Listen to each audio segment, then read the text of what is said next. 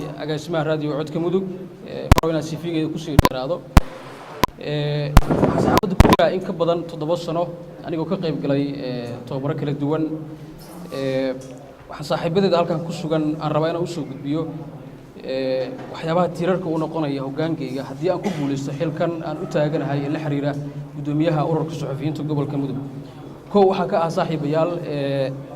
horumarinta saxaafadda gobolka waxaan dareensanahay in badan in sanadadii ugu dambeeyay habacsanaan iyo hoos u dhac badan oo ka jiro suxufiyiinta gobolka mudug runtii masiirkoodana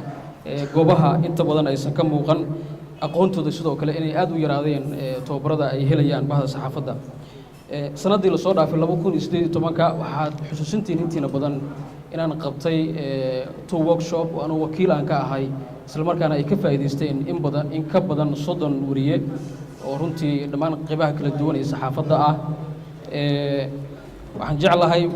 inaan sii dardargelino howlahayga waxaan xiriir fiican la leeyahay hay'adaha saxaafadda runtii taageera qaybaha kala duwan ee hay'adaha ah haddii aad xilkaas igu aamintaan maanta aad igu doorataan guddoonka ururka suxufiyiinta gobolka mudug waxaan idin ballan qaadayaa cadaalad iyo sinaan iyo sidoo kale inaad heshaan tababaro fiican sidoo kale siyaasadda xaqiiqka ah ee hogaankayga in la helo xafiis gaar ah oo bahda saxaafadda ay wararka ku kala qaataan waxaan dareensanahay in badan in dhacdooyinka ama niyuusyada gobolka ka jira gaar ahaan degmada gaalkacyo ay suxufiyiintu aad ugu liitaan inta badanna goobaha shirarka iyo munaasabadaha ay ka qayb galaan 2 ama 3 suxufi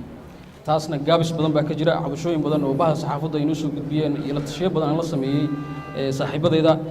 waxaan magaalada ka furi doonaa urur u gaar ah xafiis wariyaasha oo runtii wararka lagu kala qaadan doono iyo xogaha muhiimka ah sidoo kale waxaan higsanayaa dhismaha ururka suxufiyiinta guud ee galmudug ururkaygu waxaa saldhig u ah oo higsiga ugu muhiimsan ah in runtii anagu aan martigelino dhammaan bahda saxaafadda ee galmudug gobolada mudug iyo galguduud isla markaana aan dhisno ururkii guud ee galmudug taasna waa idiin ballan qaadaya haddii aad xilkiina ay go'aansan sidoo kale waxaan ka shaqeynayaa ka hortagga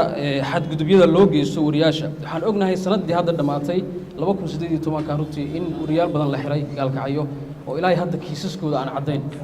in badan hay'adaha u dooda xuquuqda aadanahana ay soo weydiiyeen waxyaabaha loo xiray iyo kiiskooda meesha ku soo dhamaaday waxaan si gaar ah aan dabagal ugu samayn